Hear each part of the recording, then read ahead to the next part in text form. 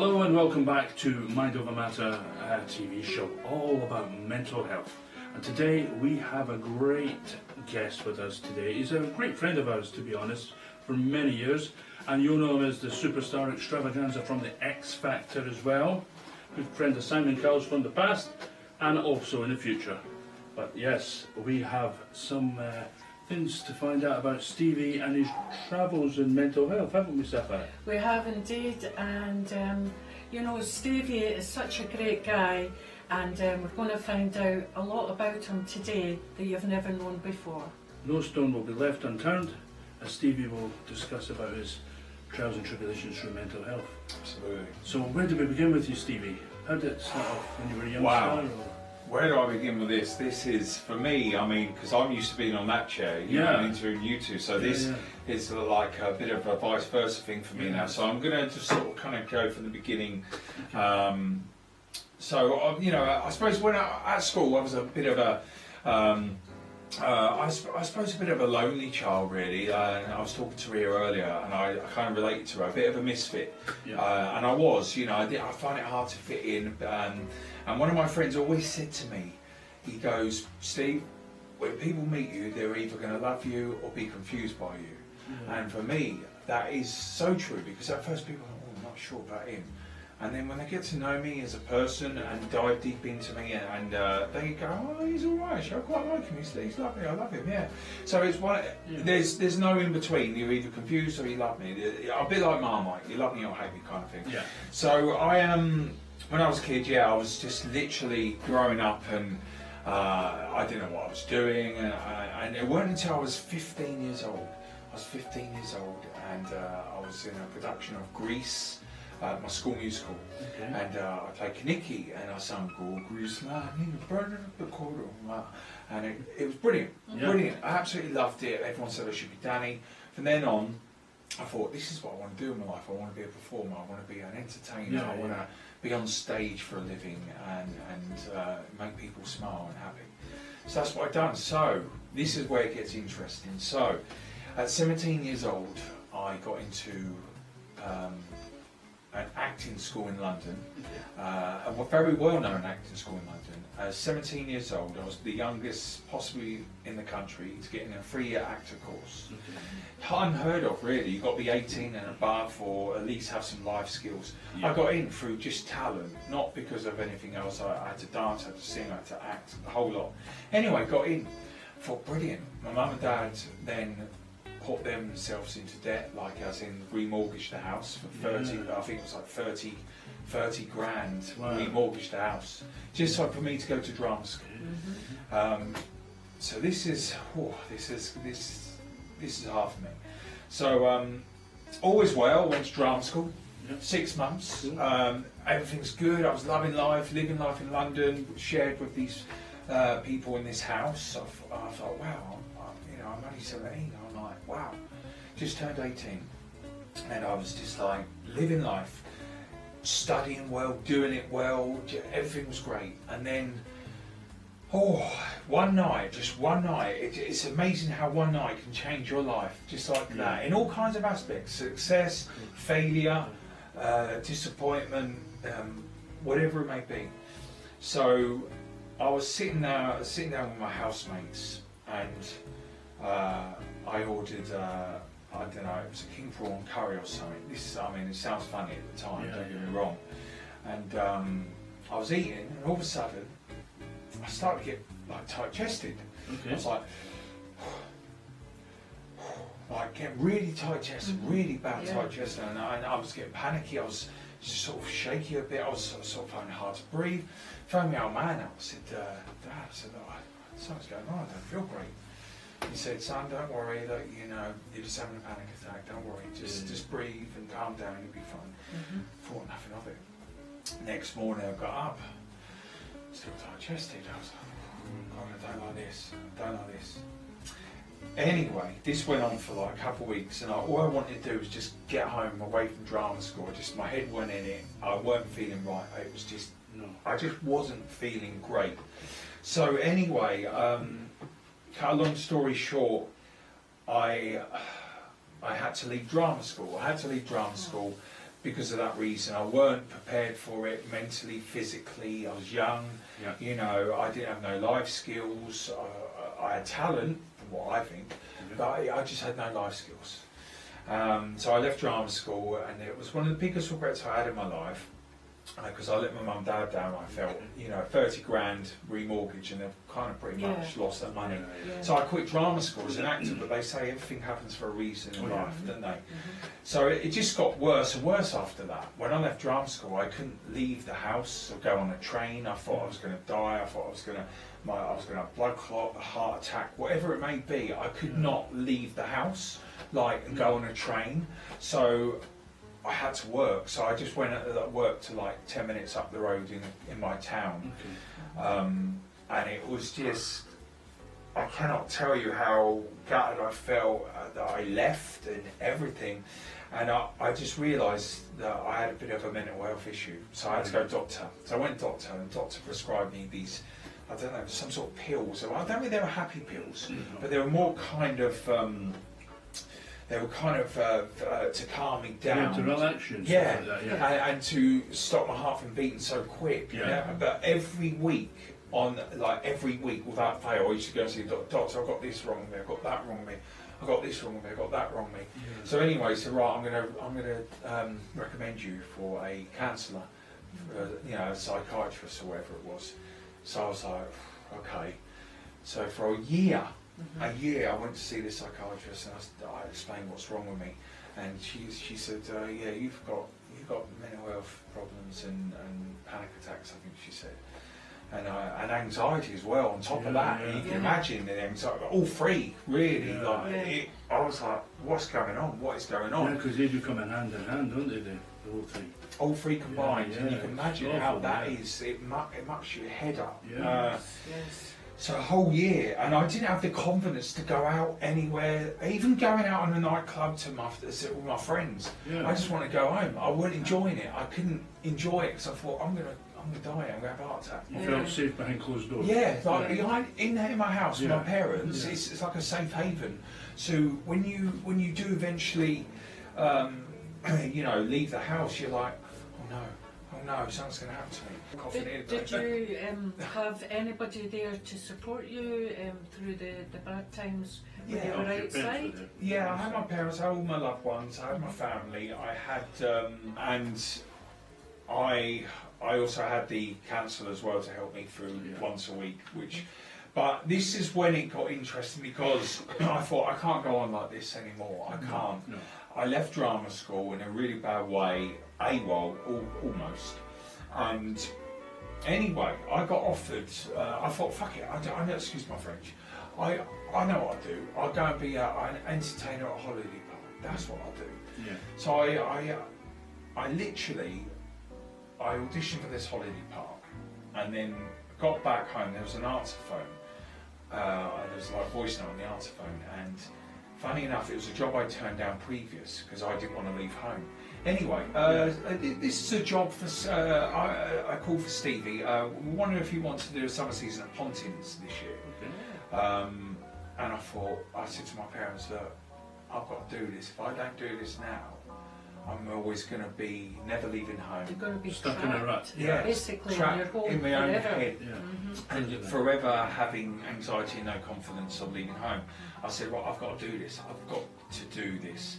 And so I took the plunge, and believe you me, I went there, I took the plunge. It was so hard for the first 2 months, obviously being away from home and not knowing really many people at that camp. It was great, it was so hard, but you know what? I found peace within myself. I got confidence back.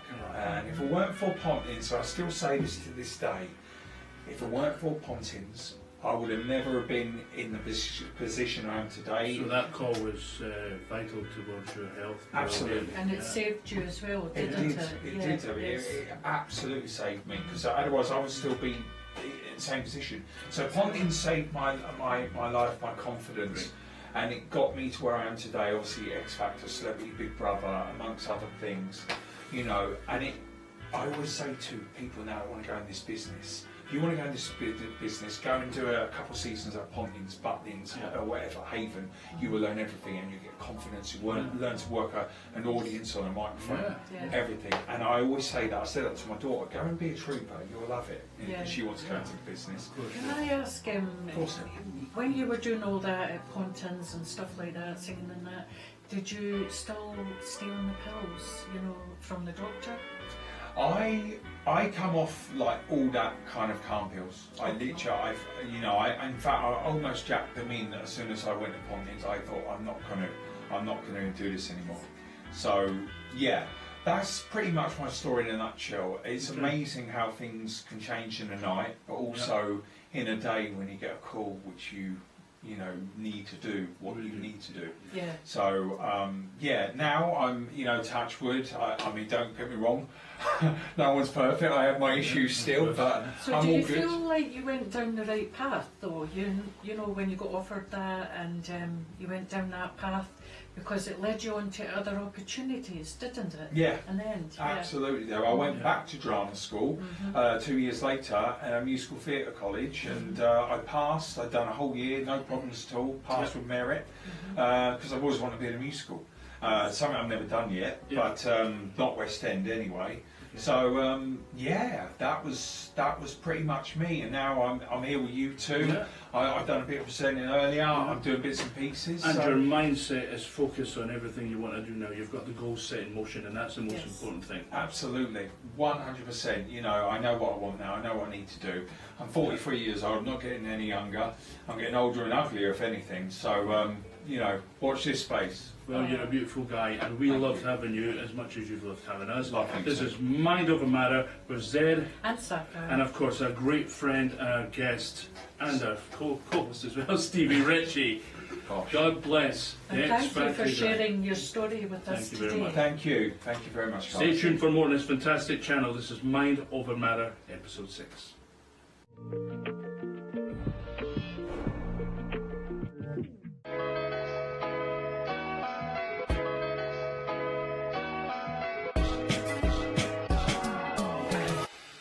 Good afternoon, it is Anastasia and welcome to Mind Over Matter episode 6. We're here to introduce a lovely special guest today. She is called Zahra Palmer. Zahra appeared on X Factor and of course many other TV shows as well as being a model. And she will be sharing her mental health story and how she overcame it. So, welcome. Thank you for coming today. Thank you so much for having me. It's a pleasure to be here. Yes. So, if you just introduce yourself and tell me what you've been doing, because I know that you appeared on X Factor. Yeah, I did. Since then, I have charted in 8 countries. I've had a few different releases. I'm working on some film, do some presenting. I'm actually working on a brand new film at the moment called Gangs of Soho, which is amazing. It's got a lot of old school gangsters in there as they're older. They now come back as actors. Oh wow! It's absolutely phenomenal. So you guys need to check it out soon. It is a really great thing. I've got a couple new releases coming out this year.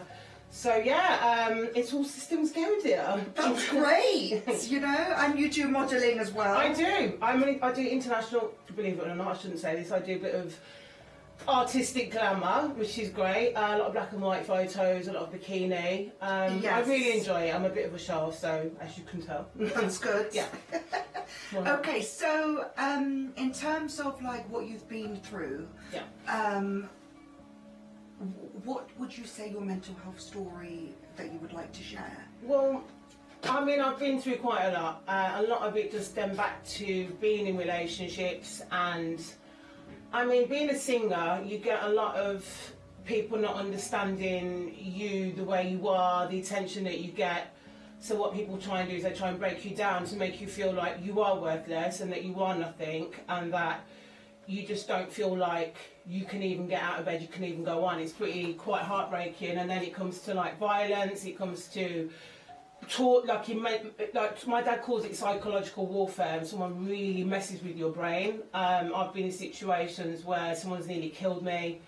I've had someone hold me at knife point for 9 hours. It was absolutely insane. Tried to hang me out the window. Same guy. And got loads of medication. He was going to give it to kill me. He even emptied my suitcase out because he was going to put me in a suitcase. It was it was just so happened that someone heard it 9 hours later. They called the police. Yes. And they drove past, and I was like, please, this is it, I'm gone. And the next thing you know, they just came to the door, and I was like, I've been saved. I could not believe it that I actually was in that situation. So yeah, it's. And he must have taken your phone, so you couldn't even. Oh no, he had the phone. He took it off me, and I thought maybe I'll just jump out the window. It was like something off a movie. It does sound like it, yes. Terrifying ordeal. He broke my nose. He stripped me naked. I mean, he did some really disgusting things, and it was just like that. I managed to survive that. It was just insane. I know I'm getting all upset now, and all miserable, all upset, but yeah, it was really, really hard. But I managed to get over. He got 10 years in jail, so you know, thank God he's off the streets. And what did he get charged of? Like. Well, he got it was supposed to be like attempted murder, but they lowered it. I mean, he was in the court and he was shouting at his mum, shouting at the judges. So he's a bit of a mental case. So they're like, he's got to go. I wish he would have got a bit longer, but you know, thankfully he's out of the way for now. So yeah. But anyway, I've went through a lot of situations. I even spoke to my parents about. Euthanasia. I mean, I've done my homework on it. Yes. I was suicidal for years and years and years and years. It's always like I'm living in this dark cloud. It's like you're existing. It's like being in a movie. You know when you're walking forward and everyone's walking through you this way in a movie. I know what like you you're mean. there, but you're not there. Yes. And that's what I was like. I was cut off from my friends, my family. Was it due to that relationship? Oh yeah. One of my relationships, and it's just like how. Someone can make you feel like that. I couldn't go to work, I wasn't allowed to go to work, I wasn't allowed to perform. If I did, I'd get dragged off. Everything was always just, you cannot perform. It was always the jealousy around me being a performer. And I don't know why people get like that, it's strange. But yeah, it's been a hard one. But yeah, talking about euthanasia, I did that homework and I was like, instead of going through me feeling suicidal all the time and feeling upset all the time, I just want to get out of here. I want to say goodbye to everyone. Sorry, I'm getting upset. Woo. It's okay. I know. It's really, really hard. But you're so strong. Yeah, I know I am.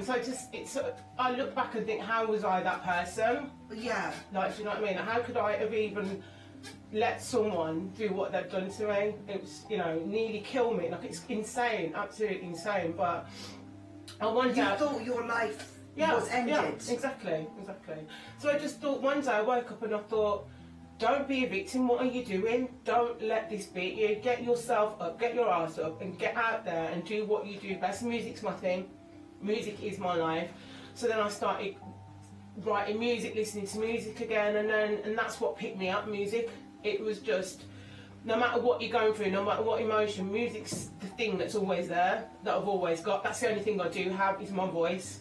Do you know what I mean? I've got my parents, obviously, at the time. So it's kind of like when you sing, you're kind of releasing... that emotion, yeah. It's a way of, yeah. Yeah, it's a good bit of therapy, a really good therapy. It's like you write about how you feel, you sing it. So... is that like, how did you overcome this then? Is it through singing? Is it through talking to people? No, talking to people, I'm not really a talker. I am now, I'm talking to you now, but I mean, I never called them and go, Mum, you know, like I never did all that. I just felt like I was on my own, and you get shut off, so you shut yourself off. So really, I was my own worst enemy, spending every day in bed, couldn't go out. And I just thought, let me just write about how I'm feeling, because I can't keep living like this. And then I knew that there was something missing. It was music. So then I started writing music, and and that's what it was.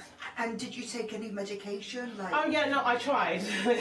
I did try that because I had bad anxiety, post-traumatic stress. I think and I feel like I could never sleep. I was always crying every single day, and that kind of helped calm me down. And I thought, I don't really want to live taking tablets for the rest of my life. Can't do that. No, exactly. But they kind of stopped me thinking, so I was kind of floating around like, on cloud nine. I don't want to be floating around, but also I want to think, but not overthink. Yes. Which is quite a hard one to juggle with, you know. But I tell you what also helped me. I got a puppy. Really? I say to anyone, get a puppy. He's a miniature dachshund. I've had him for a year. And he really is the thing. I mean, he helps me get out of bed every day, cuddles and kisses every day. It makes me go out, walking to the park, before I go to the gym with him. It's they keep you busy. Yeah, well. he does. Yeah, after you've got something else to look after. Whereas if I was on my own, I'd probably spend most of the time like being miserable. Yes. But the funny thing is, my landlord was like, "Okay, well, he's got to go now," and I was like, "I've had him for a year," and he's like, "No, he's got to go."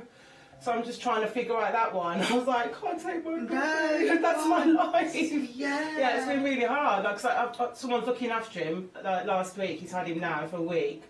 And I'm like, I don't understand how I can have him for a year and then you just say he's got to go. When that's the one thing that's helped me, you know. Exactly. So yeah. So is there anything else that you would like to share about or what happened or? No, I mean, it's all quite similar. I seem to have the same pattern. I sort of go out with someone, they like the fact that I'm an artist or a model, and then they start getting things get complicated because they don't understand, like I said, the attention that you get, or the fact that you are going to be in a studio all day, all night. You are going to be on the road doing a show or doing a rate. In their head, they're thinking she must be doing something. I bet, you know, that's their excuse. But they're narcissists, so they make you feel like you're the person doing something wrong. You're the crazy one. Yeah. And if they're doing something, you actually had me convinced that I'd done something when I hadn't even done anything. Yes. And you sit down and think, when did I do that? And they've actually brainwashed you to believe that you're doing everything wrong. And I'm, you know, looking back, I just can't. If I was one of my friends that goes, Zahra would never ever put up with that. Well, I did.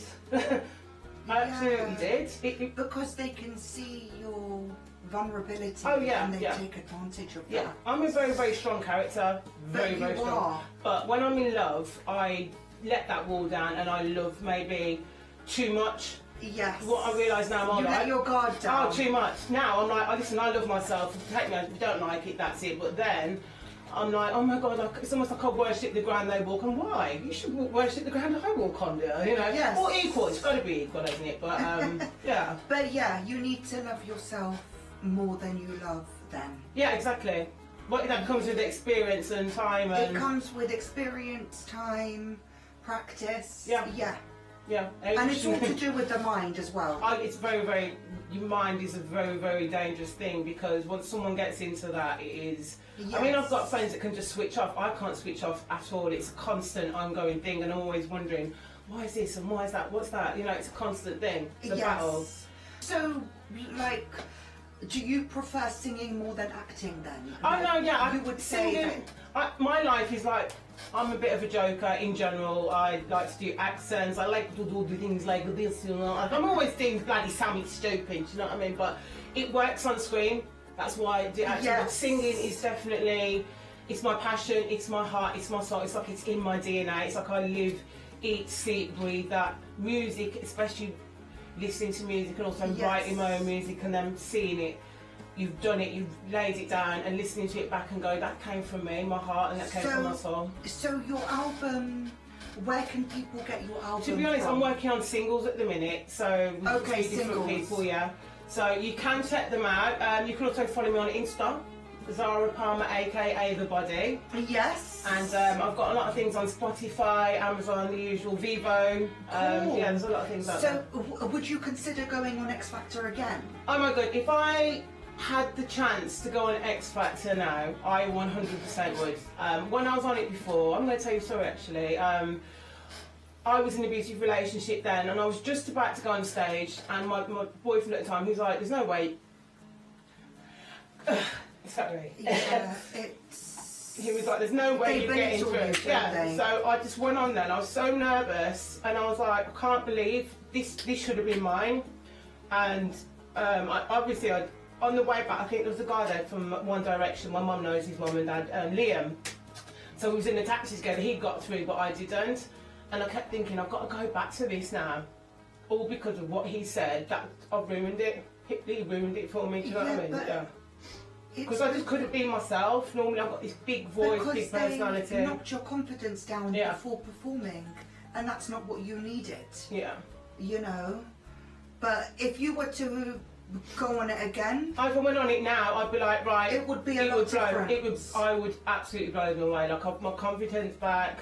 My voice is even bigger. It's powerful. It really like has an effect on people. It's like a big diva voice, and I love that. Yeah. If you compare it to then, like when you hear me sing today, when you compare it compared to to where you were, you'll be like, it's two different people. Totally two different people, and you can see it. But I didn't want to give them the story because they like the story. I didn't want to tell them this is what I'm going through. But if I just thought I don't want to look at me like I'm weak. Do you know what I mean? I know what you mean.